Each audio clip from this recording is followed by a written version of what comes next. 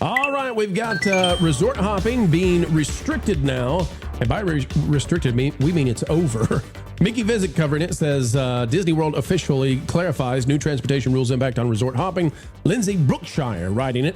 And there's a key in here that we're using the article for.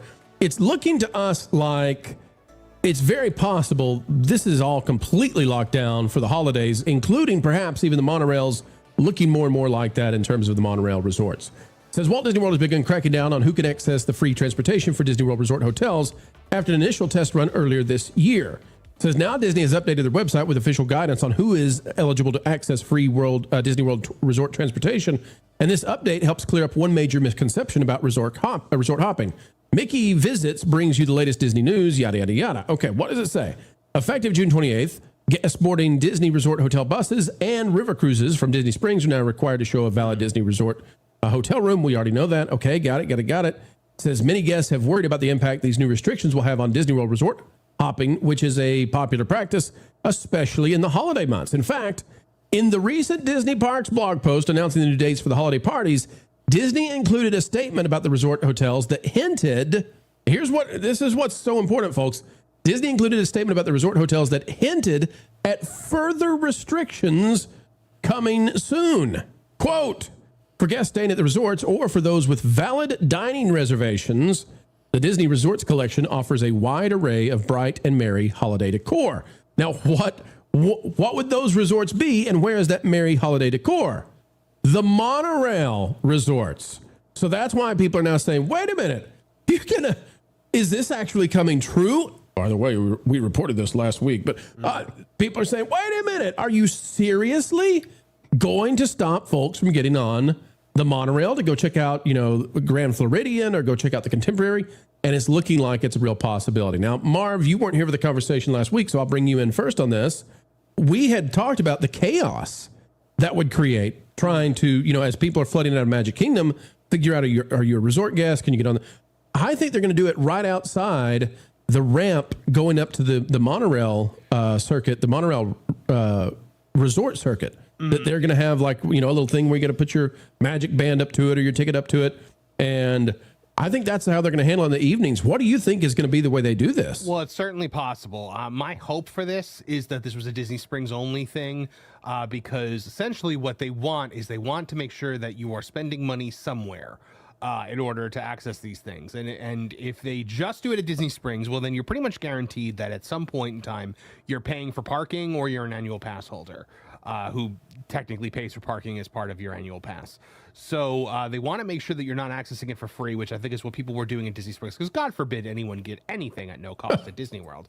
But what you're saying, if we're gonna see all of a sudden, Magic Band readers at the monorail, at the boat dock, that's going to be a nightmare for just about anyone trying to board the monorail. Could you imagine it's the end of a long day, you're actually staying at the Polynesian, you're trying to board the resort monorail, the monorail is pulling into the station, your feet hurt, your back hurts, your kids are screaming and whining and complaining, and you miss that monorail because there's a family of 5 in front of you that are arguing with the cast member because their scan turned blue and they can't get on the monorail.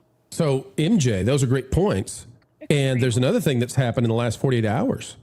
So we're hearing now that you can't mobile order from the cafes at the monorail resorts unless you're a resort guest there. The My Disney Experience app, the My Disney app will not let you get on there and order from the Contempo Cafe now unless you are a resort guest at the Contemporary or the DVC.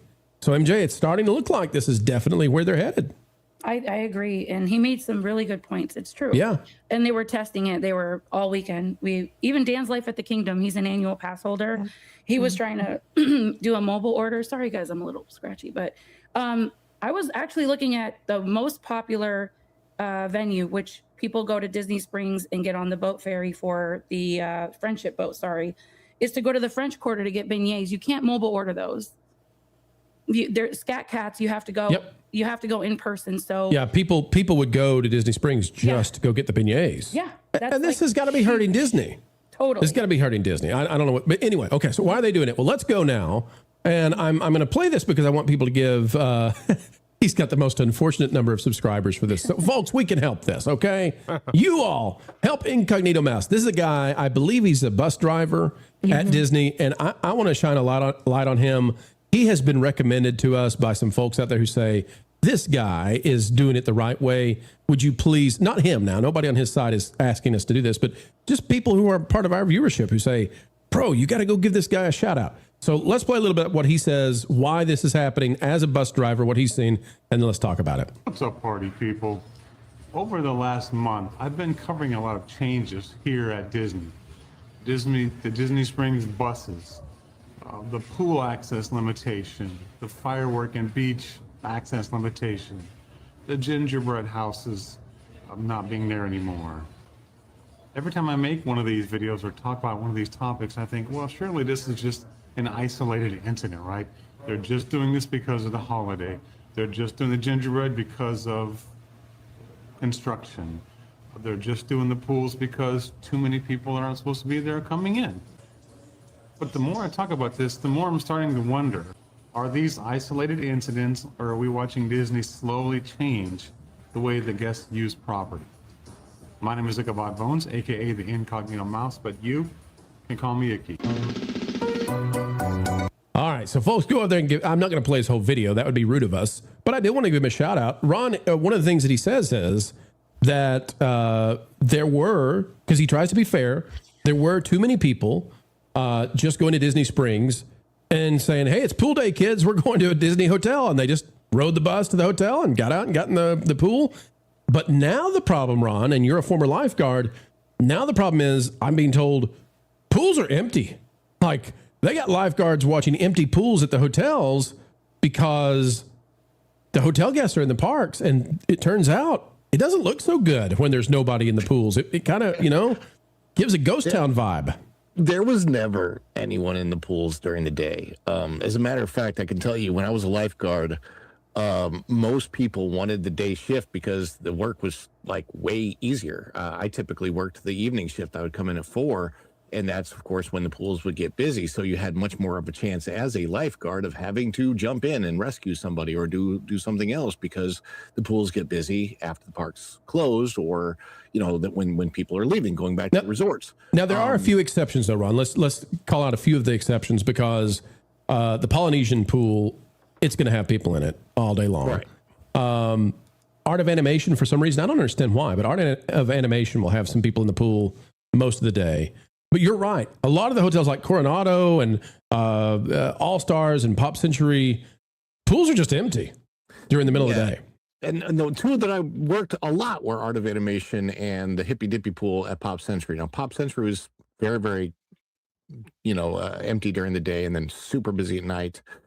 And Art of Animation, you were at the Nemo one over at Art? Okay, yeah. That's what I'm talking about. That sometimes it's maybe. Did you work there before the Skyliner came in? No, I worked there 2021, so I was there during the whole summer of 2021. Now, the thing is, of course, 2021 was a little bit more of a down year, obviously, because people were still just starting to come back and trickle back into the. See, I had the theory that pool in particular, the reason it stayed crowded in the day was because people were taking the Skyliner, like when the parks got too hot, they were taking the Skyliner to Art of Animation, letting the kids play for an hour or two, and then going back to the parks. That was my best guess. I never could figure it out.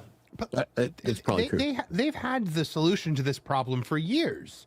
The Magic Band scan to get into the pool area. We had that at the Polynesian. You have it at the Yacht and Beach Club. Well, that's the answer to the problem. You know how that works. Somebody magic bands their way in, and then another person is like, "Thank you, appreciate you opening the door for me," and they scoot right in. I will say the strictest pool I worked at was the Riviera Resort because even as a lifeguard, I had to scan in. So gotcha. That was pretty much on lockdown. Whereas the Pop Century and Art of Animation pools were much easier to get in. And at that time, Caribbean Beach was easier to get in. But my understanding is now they have put the wristbands on the Caribbean Beach guests for those people that want to use the pool there, as well as French Quarter, Port Orleans, and just like at Yacht and Beach. Well, let me ask you one more. Pool hop between French Quarter and Port Orleans. When we stayed, we were able to. Oh, I think you can. French Quarter and Riverside. Riverside. Yeah. Thank you. Yeah. Yes. Mm-hmm. Yeah, I don't think that's a problem. If that is a problem now, it's a new policy. Yeah. Ron, I want to do one follow up, and then we'll go to Erika. But I'm curious. One of the things I've heard that this might be a cost saving measure, because if it turns out there's nobody in the pools, then at certain times of the year, I've been told it's very expensive to heat these pools, like crazy expensive, and that they might be able to justify, well, nobody actually uses the pools. So during these months, the pools will not be heated, and we won't, maybe we'll only have a lifeguard out there for 4 hours, et cetera, et cetera. Do you think that might be what they're aiming for down the road? I don't know. I would imagine this past year was one of the years that they had to heat the pools the most, since we had all those freezes. The pools will close when it gets below, I think, like 55 degrees 55, or below. yeah. They'll actually close. And then, and obviously they close for bad weather, which, by the way, is super annoying when you're a lifeguard, because you still have to be out there. Mm-hmm. Pool is closed, but you're watching the pool to make sure nobody's dumb and jumps over the fence while there's a giant lightning storm, and I'm getting soaked. And you can't have a phone out or anything. I mean, you talk about a boring job to sit in a chair watching an empty pool in a thunderstorm when it's cold. Yeah, it's awful. But yeah, but it does cost a lot to heat the pools, and I think if it goes below 70, the heaters turn on. Yeah, and it's, I don't know. Which I didn't know this, Ron. I didn't know that when it rains many times of the year, that it actually drops it below, and the heaters have to turn on, and that's why I was told that it's so expensive. Yeah, they can kick on. Yeah. Yeah. So to be fair, in the summer months, you're probably not using those heaters a lot. I mean, my pool's not heated, and in the summer months, you walk right in there, and it's like it's a heated pool. October through March, something like that. They're probably using the heaters quite a bit. Yeah. Probably. You know who is allowing pool hopping? And I posted it on X. I actually reposted Universal's response to someone else that asked them. They go, "Hey, Universal, Disney's not letting me pool hop. Will you allow me to?" They're like, "Yeah, you're free to pool hop. You could go from the Portofino to this one." And I reposted it, and I'm like, "Kudos to you, Universal. Look at that, ladies and gentlemen." I thought that was clever. Universal has the greatest ability to do like the funniest thing ever by putting up a gingerbread house this year.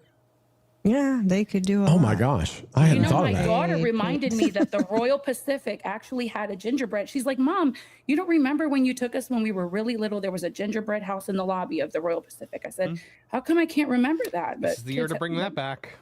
Yeah. Yep. Yeah. Totally. Erica, I want to ask you, people are now suggesting that what Disney might attempt come October, November is to offer a transportation pass, $20, $30, whatever. Maybe it's just for Floridians, but lets you use the buses, lets you use the pools. But there's no way they want things to be empty like this. So we're wondering, are they going to start charging for you to use the swimming pools if you're not a resort guest and you whip out your little, diner's card? No, I'm kidding. Whip out your little Pool Express card. Erica, thoughts on that, good, bad, or ugly?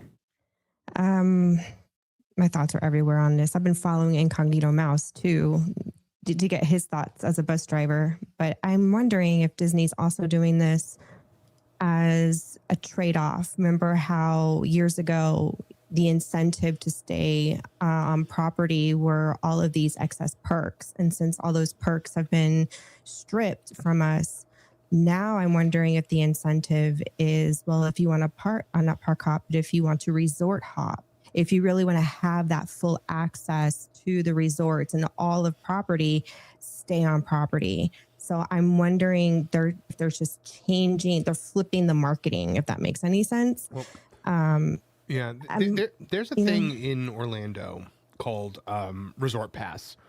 And basically with Resort Pass, with a lot of the not Disney resorts or Universal resorts, but other resorts like, like the Marriott or whatever, you can actually pay to have a day pass, not to stay there, but to access the utilities. So like my brother-in-law wanted to do it for his birthday one year, where we went to some big resort here in town and we just paid to access the pool all day. So it's possible they might do something like that's that. a possibility then. If that's already been started in the hotel industry, then I could see Disney doing that. More than the pools though, I could see them implementing a transportation pass And that's just going to be in addition to, let's say, lightning lanes.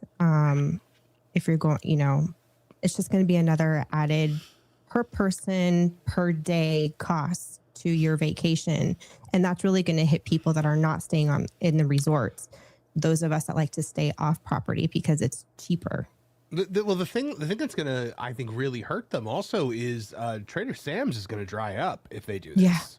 Yeah. Trader Sam's is one of those locations, and I mean both like the inside bar and the outside bar. That outside bar, people love to go there and just hang out and get an overpriced drink and watch the electrical water pageant go, and that doesn't hurt anybody. So yeah, I would be legitimately shocked if they did that, if they closed down that. That would suck. Yeah, and I wonder too, if they start charging for transportation, they can always say, well, if you stay at a deluxe resort, you get a free transportation pass. You can go to any pool. You can go to. That's what I'm saying. Like the marketing is going to probably go in that direction. They just haven't put it out there in that way yet. Yep. But that's kind of what I'm seeing coming up on the horizon. And remember, to those who don't think this will happen, Fast Pass was free. Yeah, exactly. Yeah. One day, maybe in a year from now, we're going to say, yeah, transportation was free too. Thanks for watching That Park Plays News. For more information, consider checking out www.thatparkplace.com. And don't forget to subscribe, share, like, and send this out on your favorite social media accounts.